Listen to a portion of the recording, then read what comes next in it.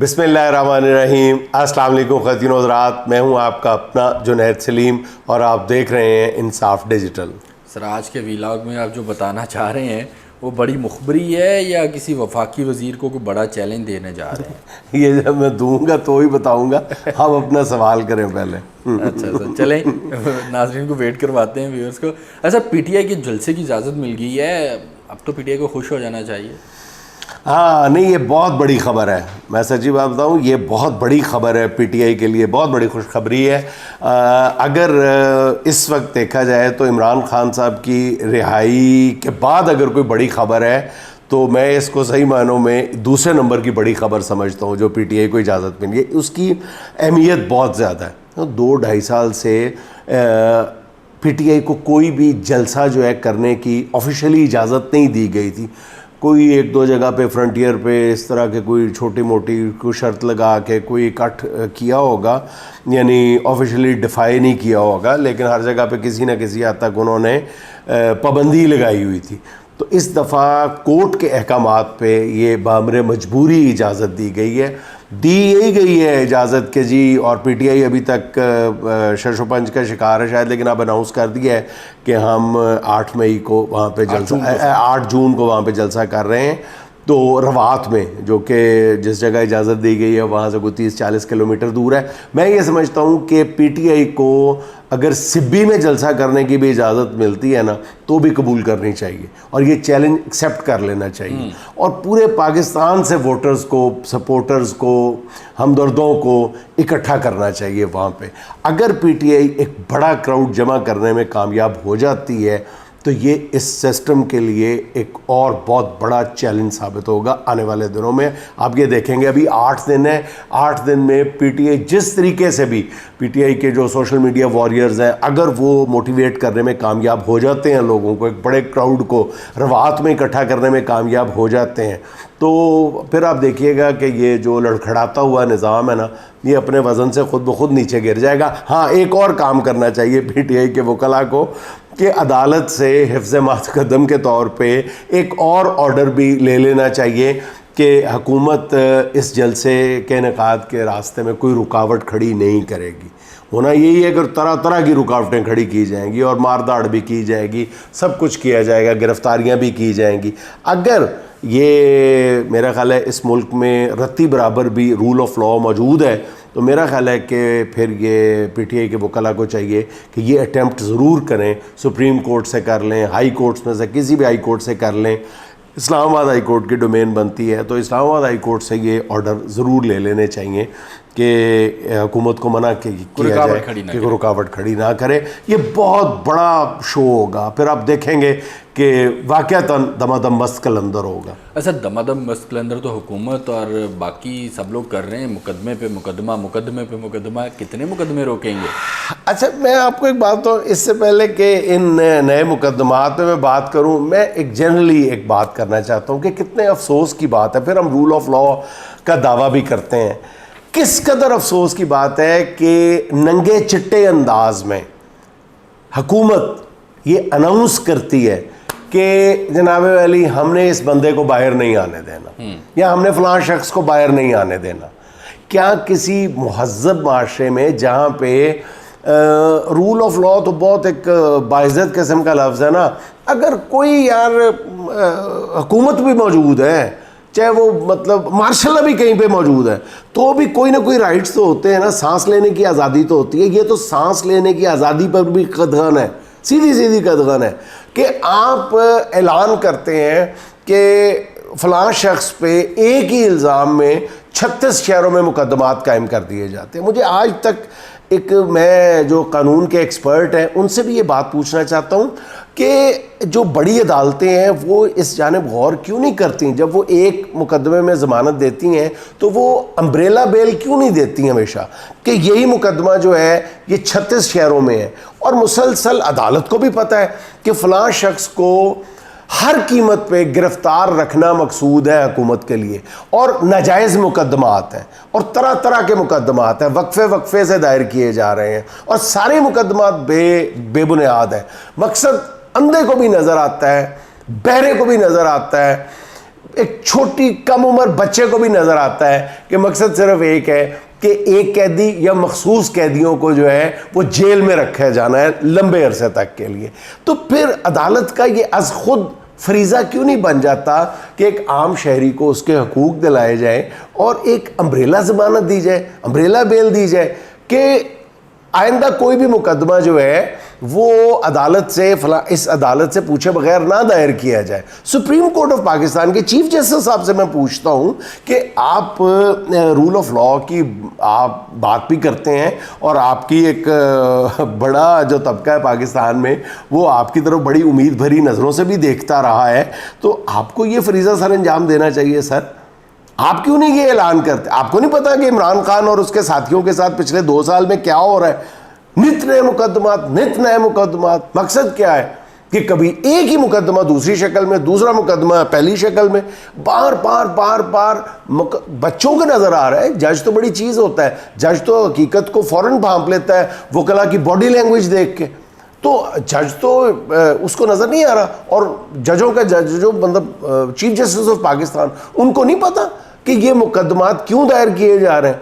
तो मेरा ख्याल है कि इंसाफ की फरामी बग़ैर अदालत का दरवाज़ा खटखटाए, ऐसे तो वकला को भी चाहिए कि वो इस केस को लेके सीधा सुप्रीम कोर्ट में जाए।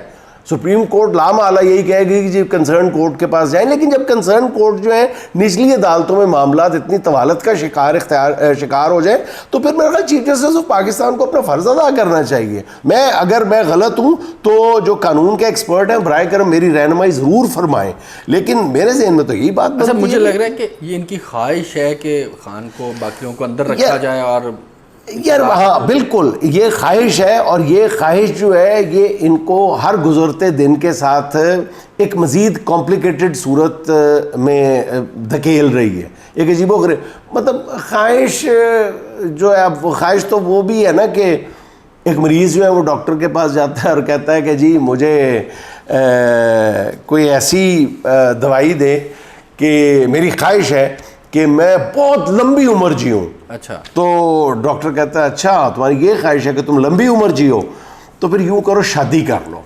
तो मरीज़ कहता है कि अच्छा ये अगर मैं शादी कर लूँगा तो फिर मैं बहुत लंबी उम्र जीऊँगा। कहते हैं नहीं, डॉक्टर कहता है नहीं, फिर तुम्हारे अंदर से ये लंबी उम्र जीने की ख्वाहिश ही ख़त्म हो जाएगी। तो मेरा ख्याल है कि अगर हमारी हुकूमत ये ख्वाहिश अपने साथ लेके चलना चाहती है तो अल्टीमेटली जब इमरान खान बाहर आएगा, आप कितनी देर मज़ीद रख लेंगे, तो उनकी इक़्तिदार में रहने की जो ख्वाहिश है ये खुद ब खुद ख़त्म हो जाएगी। इमरान खान के बाहर आने की देर है, ये ज़हन में रखें, लंबी उम्र नहीं मिलनी फिर आपको। अच्छा सर, ख्वाजा आसफ क्यों बड़ी फुफो? अच्छा फिर सॉरी, आप ख्वाजा साहब, फिर मैं एक और बात भाईजान करना चाहता हूँ। ये जब ये लोग इस तरह के जुल्म के हथकंडे अपनाते हैं ना, तो एक बहुत बड़ी चीज़ को, एक हकीकत को, एक अज़ली हकीकत को नज़रअंदाज कर रहे होते हैं। वो किसी न किसी अंदाज में जब एक शख्स को इतना जुल्म का शिकार करते हैं या लोगों के गिरोह को इतना ज़्यादा जुल्म बर्पा कर देते हैं, उसके ऊपर पहाड़ तोड़ देते हैं, तो किसी न किसी अंदाज में वो अल्लाह ताला की रज़ा को ललकार रहे होते हैं।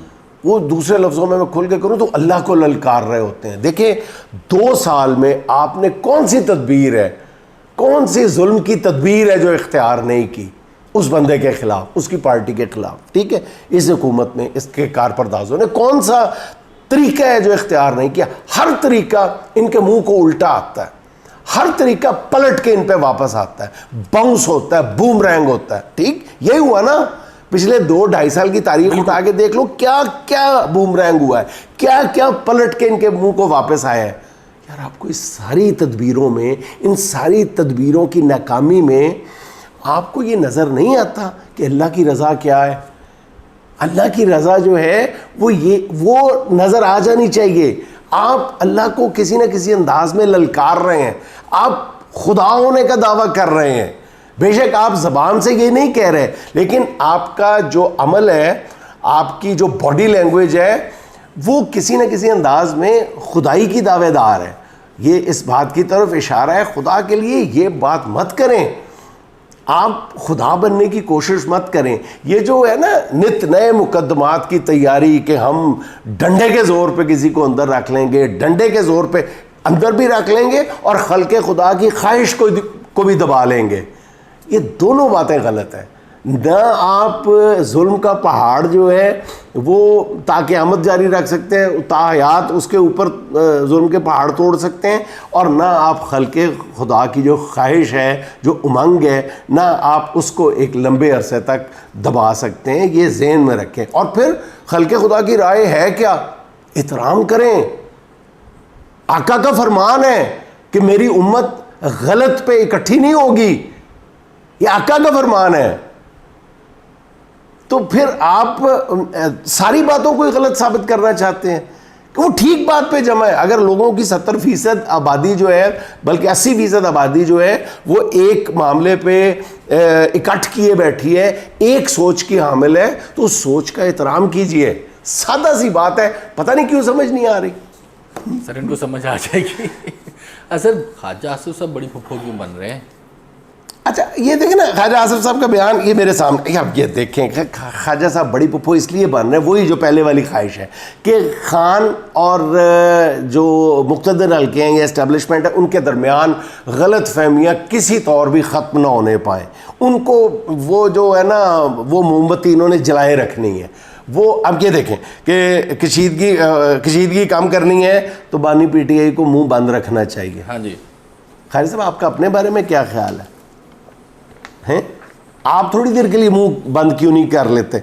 अगर कशीदगी ख़त्म करनी है तो आपने माजी में भी, आपने जब भी मुंह खोला आपने कशीदगी को हवा दी। आज भी अब जब बोल रहे हैं तो आपका मकसद कशीदगी को हवा देना है। आप माने या ना माने, सियासियात का एक आम तालिब इल्म जानता है कि आप चाह क्या रहे हैं। ये देख, मुजीबुर रहमान से मुतल्लिक ट्वीट से पीछे हटने की कोशिश की जा रही है, यानी जान के आप एग्रेवेट करने की कोशिश कर रहे हैं। साफ यानी चीख चीख के आपका बयान ये बता रहा है कि आप चाह कह रहे हैं। आप चाह ये रहे हैं कि ये, अच्छा फिर आगे दे, चाह ये रहे हैं कि ये मामला सुलगता रहे, ये आग भड़कती रहे।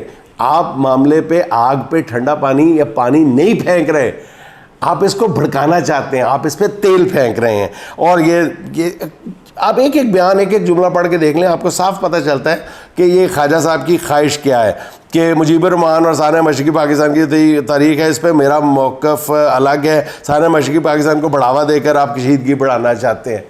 आपका क्या, आपने तो असेंबली के फ्लोर पे बहुत कुछ कहा हुआ है, सानिया मशरक़ी पाकिस्तान के हवाले से भी कहा हुआ है। ये देखें, हमूदुर रहमान कमीशन रिपोर्ट जो है वो तो एक ऑफिशियल डॉक्यूमेंट है, ठीक है, वो तो छप के किताबों में उसके हिस्से जो हैं वो बाहर मौजूद हैं, ठीक है। हुजूर वाला, आपने जो कुछ कहा हुआ है ना, वो तारीख़ के तलख़ तरीन अबवाब में से एक है। जो कुछ आपने कहा हुआ है, पाकिस्तान की तारीख़ में इतना हज़ियान नहीं किसी ने बोला जितना आपने बोला है इदारों के बारे में।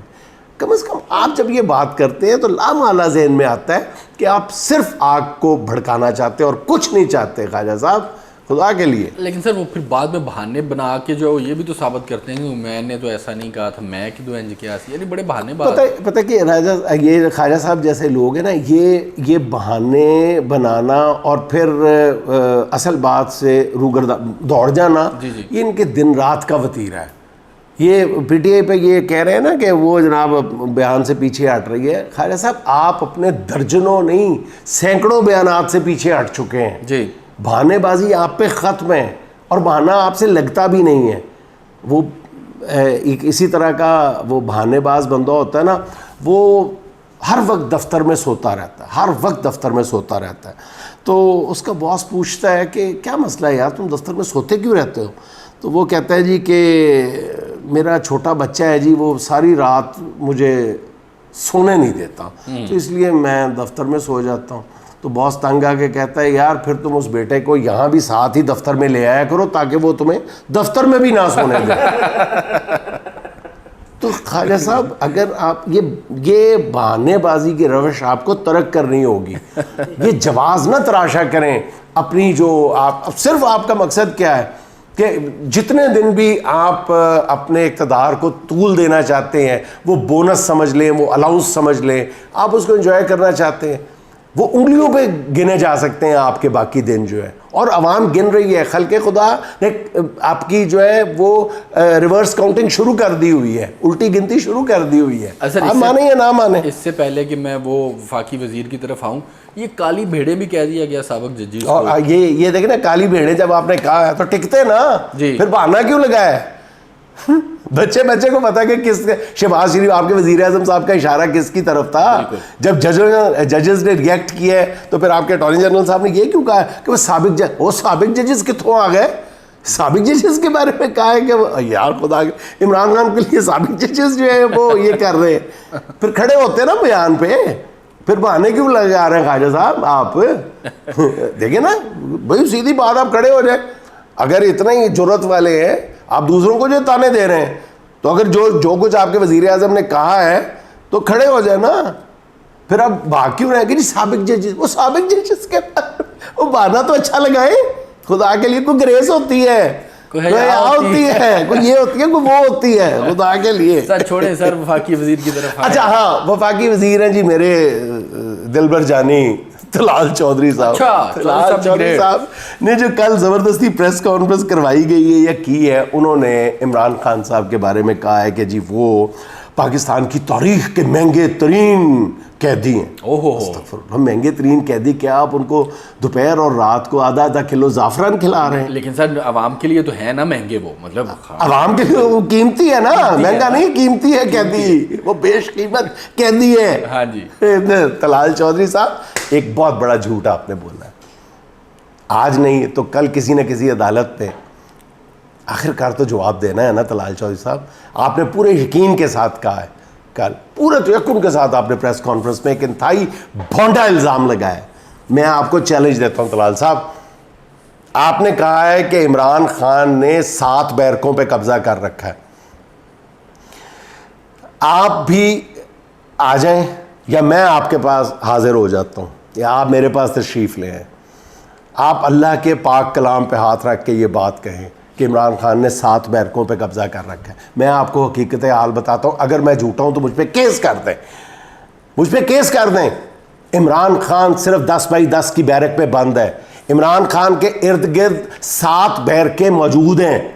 इमरान खान को सिर्फ कैदे तन्हाई देने के लिए सिक्योरिटी के नाम पे उन 7 बैरकों, वो लॉक्ड हैं बैरकें, वो इमरान खान के इस्तेमाल में नहीं है।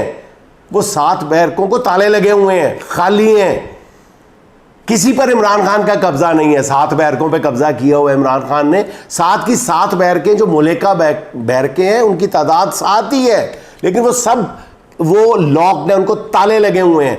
खान साहब ने जेल इंतजामिया से कहा था, 2 या 3 मरतबा कहा है कि मेरी सिक्योरिटी की फिक्र ना करें, ये जो खाली बैरकें आप इस्तेमाल करें, यहाँ पे कैदियों को ला के रखें। लेकिन मकसद क्या है? इमरान खान को कैदे तन्हाई का शिकार करना। इसलिए जेल इंतजामिया या हुकूमत के पागल कुत्ते ने काटा हुआ है कि वहाँ पे ला के कैदियाबाद कर दें। असल मसला ही इमरान खान को ज़हनी तौर पर टॉर्चर देना है, और कैदे तन्हाई से बड़ा ज़हनी टॉर्चर कोई नहीं होता। इसलिए ये काम ना करें, मेरा चैलेंज है आपको। फिर दूसरी बात, इमरान खान के पता नहीं आपने क्या क्या कहा हुआ है। मैं अपनी उस बात, अपने मौक़िफ़ पे उस जिसका मैं बार बार इज़हार कर रहा हूँ, इमरान खान के खाने से लेके इमरान खान की रिहाइश तक, अगर कोई ताजुश साबित हो जाता है तो मैं झूठा, आप सच्चे, लेकिन आप साबित करेंगे, ऐसे नहीं, आप साबित करें। सर इसके साथ आज की आखिरी बात। आज की आखिरी बात भाईजान, हजूर अपनी रविश पे गौर कीजिए, हजूर अपनी रविश पे गौर कीजिए। ये खलकत आपसे बेजार क्यों है? ये खलकत आपसे बेजार क्यों है? वो जिस हाकिम को मर जाना है एक दिन, वो जिस हाकिम को मर जाना है एक दिन, खुदा होने का दावेदार क्यों है? खुदा होने का दावेदार क्यों है? नाज़रीन खुश रहें, खुश रखें। आपसे मुलाकात होगी इंशाअल्लाह अगले व्लॉग में। अल्लाह हाफ़िज़।